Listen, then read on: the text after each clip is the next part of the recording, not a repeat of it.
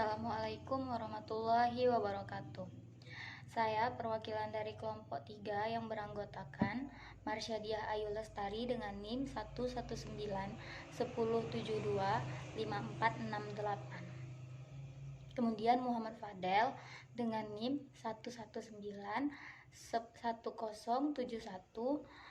11910712989. Dan saya sendiri Rashidatul Amini dengan NIM 11910722994. Baiklah, di sini kami akan menjelaskan tentang proses masuknya Islam di Samudra Pasai. A. Keislaman di Samudra Pasai. Terkait dengan masuknya kekuasaan Samudra Pasai ke dalam agama Islam, kita menduga bahwa Raja Samudra Pasai, yaitu Malik Al-Saleh, memeluk agama Islam melalui pernikahannya dengan putri Sultan Perak. Adapun menurut keyakinan Raja-Raja Pasai, Raja Merak Silu kemungkinan masuk agama Islam setelah bermimpi bertemu dengan Rasulullah. Dalam mimpi itu, Nabi Muhammad menyuruh Raja Merak Silu mengucapkan 2 kalimat syahadat. Kemudian, Rasulullah memberikan nama Islam Malik Al-Saleh. Kemudian raja ini bisa membaca Al-Quran dengan benar tanpa belajar terlebih dahulu. Nah, menurut cerita lain, raja ini diislamkan oleh salah satu syekh, yaitu Syekh Ismail, yang langsung datang dari Mekah berdasarkan perintah Syarif Mekah yang mengingatkan tentang hadis Rasulullah untuk pergi mengislamkan samudra. Saat itu, para syarif Mekah berada dalam kekuasaan Mesir.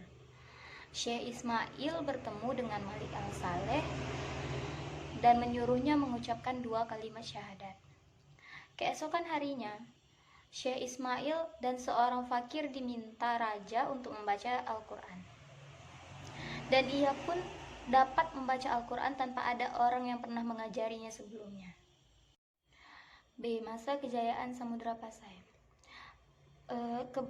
Masa kebesaran Kesultanan Samudra Pasai terjadi pada abad ke-14. Kesultanan Perlak disatukan dengan Kesultanan Samudra Pasai pada masa Malik Al-Zahir pada awal abad yang sama. Saat penyatuan itu diceritakan dalam Sulalat Al-Salatin, para penduduk Perlak melarikan diri setelah kekalahan kerajaan mereka, lalu pergi ke samudra. Saat itu Kesultanan Samudra Pasai memiliki seorang bendahara agung bernama orang kaya raya Kenayan 45 yang bekerja dengan sultan memperluas kerajaan. Selain itu, kekuatan Samudra Pasai bergantung pada satu sisi. Tempat strategis yang dimilikinya suatu pelabuhan penting untuk pergi menuju Cina. Kesultanan berada di sepanjang sungai hingga dataran tinggi, pedalaman, Gayo, Aceh Tengah, dan di sebelah pegunungan Potsagoe. C. Islam dan hukum Islam.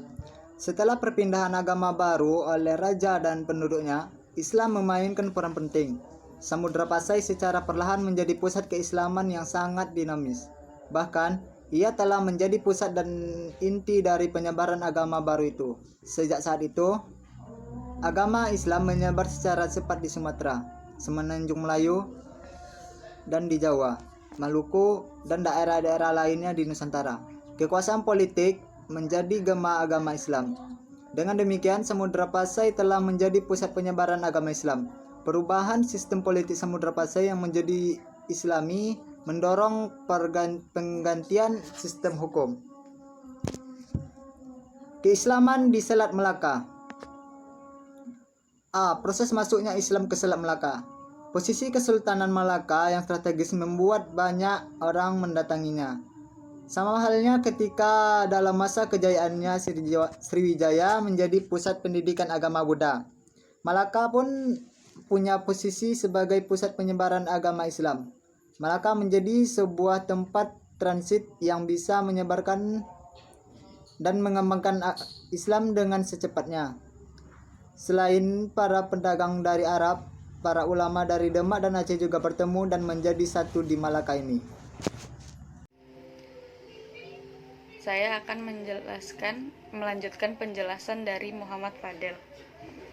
Cara Islam masuk di Selat Malaka yaitu pertama melalui jalur perdagangan, yang kedua jalur budaya, ketiga ada jalur dakwah, keempat buku, kelima majalah, keenam melalui para ulama, dan yang terakhir melalui kapal-kapal yang singgah di Selat Malaka.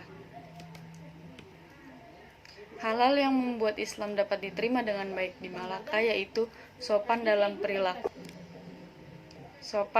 perilaku, santun berbahasa, menghormati orang tua, saling silaturahmi, dan suka bergotong royong. Keislaman di Aceh Darussalam. Proses masuknya Islam ke Aceh Darussalam. Tentang sejarah perkembangan Islam di daerah Aceh pada zaman-zaman permulaan itu, petunjuk yang ada selain yang telah kita sebutkan pada bagian-bagian yang lalu ada pada naskah-naskah yang berasal dari dalam negeri sendiri, seperti Kitab Sejarah Melayu, Hikayat Raja Pasai. Menurut kedua kitab tersebut, seorang mubalik yang bernama Syekh Ismail telah datang dari Mekah, sengaja menuju samudra untuk mengislamkan penduduk di sana.